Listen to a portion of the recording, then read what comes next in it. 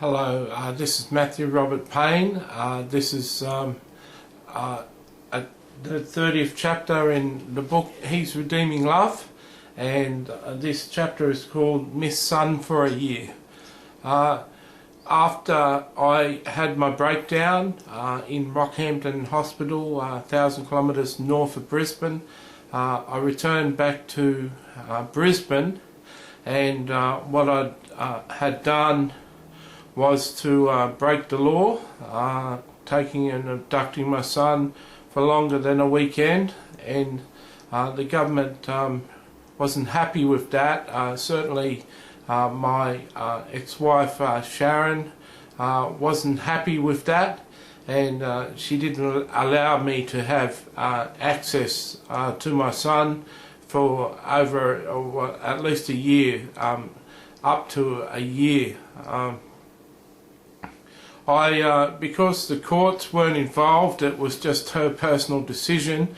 I had to initiate the matter in court to gain access to my child. She certainly didn't want to give me access to my son. She wouldn't return my phone calls. She wouldn't let me come and see him.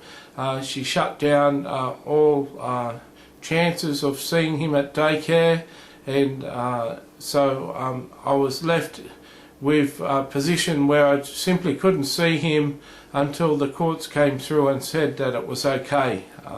It was a deeply distressing time for me, especially when you heard in the chapter where I mentioned the divorce, and the day that the divorce happened, my friend Sarah, S-A-R-A, said to me that I should keep on living for the sake of my son, and my son wouldn't understand me choosing to end my own life through suicide.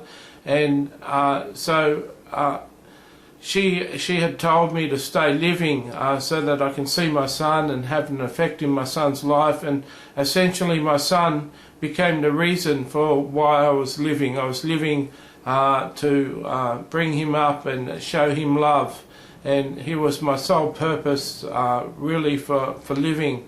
And what happened was that when my son was taken out of the picture, I found not much purpose in life, not much reason to go on and to continue living. It was a very sad and depressing time for me, spending a whole year. I wasn't aware at the beginning of the year how long it would take to enact the process through the court to force my ex-wife to let me see my son. I thought it may be a simple process and only take a month or two for it to come to pass, but it took up to a year. I think if I had known it was going to take a year, I may have been a little bit more relaxed and a little bit more accepting that it's going to take a year, so just be patient and wait for that time. I think that it was distressing for me the more the time went on, month after month, with no progress, and this was really upsetting for a father with a young son. I had a tremendous relationship with him at the time that I abducted him. He honestly was under abuse, had been getting abused by his mother, and I feared for him, and I was distressed that the last he saw of me was in hospital giving me his teddy bear, and then he didn't see his father for over a year. It must have been worrying for my son, and I was not only concerned for myself through all of this, I was concerned for my son. One of the reasons that I abducted my son in the first place was that he was showing signs of being hurt and abused by his mother, and that was one of the main indications to me, one of the main motivations to me to get my son out of that environment, to protect my son, and to look after him. Not everything in my life has been motivated by selfishness and self-gain and feelings of self-importance. Not everything in my life has been done from attitude of wanting everything for myself and wanting things my way. I have been, even though my testimony so far doesn't seem to reflect it, I have been a nice person to other people, and I generally was doing my best to get through life and cope with what was going on, though many of my decisions were based out of hurt and former pain of the sexual abuse and the ramifications of sexual abuse in my life, and I was operating out of a weakness and operating out of a place of deep emotional pain, and so this had effects on how I lived and the choices I made.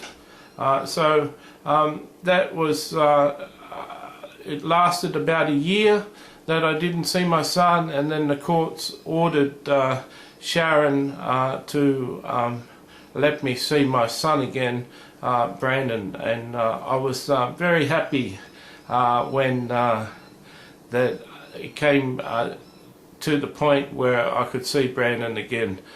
It was a long and drawn out process, and through this process I have empathy for fathers who don't see their children.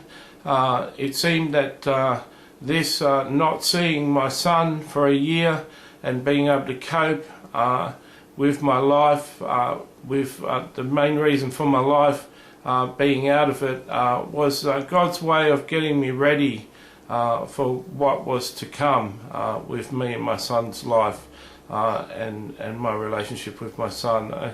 It was like a